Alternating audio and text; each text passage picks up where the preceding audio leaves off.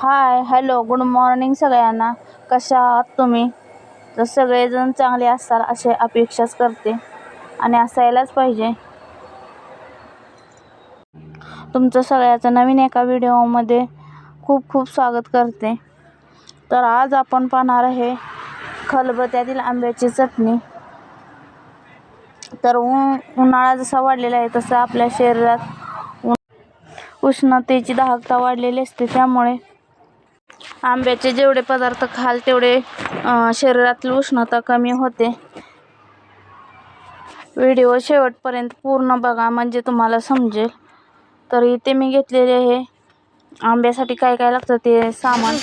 तर इथे घेतलेला आहे आंबा, लसूण घेतलेला आहे, लसणानंतर आंबा घेतलेला आहे तुम्हाला जेवढ्या प्रमाणात लागेल, आणि हरभऱ्याची डाळ घेतलेली आहे 1 तास भिजत घालायचे, आणि हिरव्या मिरच्या आणि शेंगदाणे, थोडंसं जिरं आणि चवीनुसार मीठ घ्यायचं.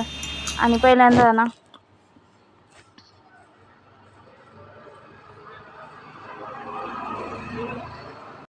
पहिल्यांदा इथे मी मिरच्या भाजून घेतलेल्या आहेत. आपण नेहमीप्रमाणे जसा खरडा किंवा मिरची ठेचा तुम्ही काय म्हणाल तसा ज्या प्रमाणात भाजतो तसा भाजून घेतलेला आहे. आणि हे आंबा असा कापून बारीक करून घेतला आहे. आणि जरी तुम्ही हे आंब्याची साल काढून जरी टाकली तरी चांगलीच आहे. तर मी तशीच घेतलेली आहे.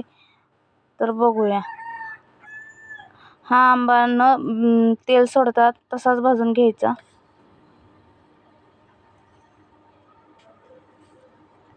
आता इथे मी मिरच्या आणि आंबा भाजून घेतलेला आहे आणि अर्धा ते पाऊण तासासाठी थंड होण्यासाठी ठेवलेलं आहे. आणि ही सामग्री एका खलबत्त्यात घेऊन बारीक करून घ्यायची.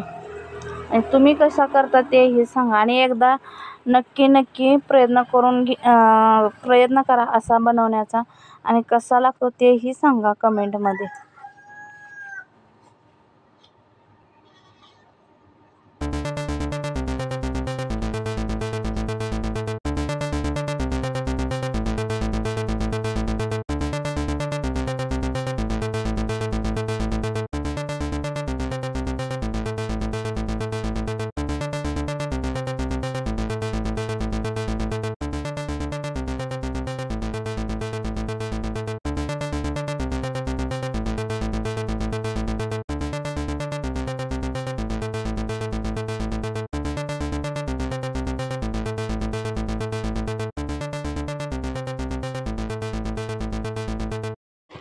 तर आता इथे मी बारीक करून घेत आहे आणि हरभऱ्याची डाळ घालत आहे. 1 तास भिजवायची, गरम पाण्यात जरी घातले तरी चालेल.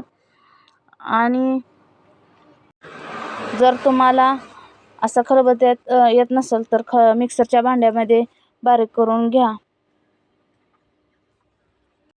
प्लीज व्हिडिओ जरा जरी आवडला तर शेअर करा आणि तुमच्या मैत्रिणींनाही शेअर करा. आणि कसा वाटला तेही कमेंट बॉक्समध्ये सांगा. आणि जास्तीत जास्त लोकांपर्यंत शेअर करा, आणि आवडल्यास एक लाईकही करा. पूर्ण बघितल्याबद्दल खूप खूप धन्यवाद. आणि ही चटणी अशी काढून घेत आहे आणि 2 ते 3 दिवस ठेवली तरी चालते.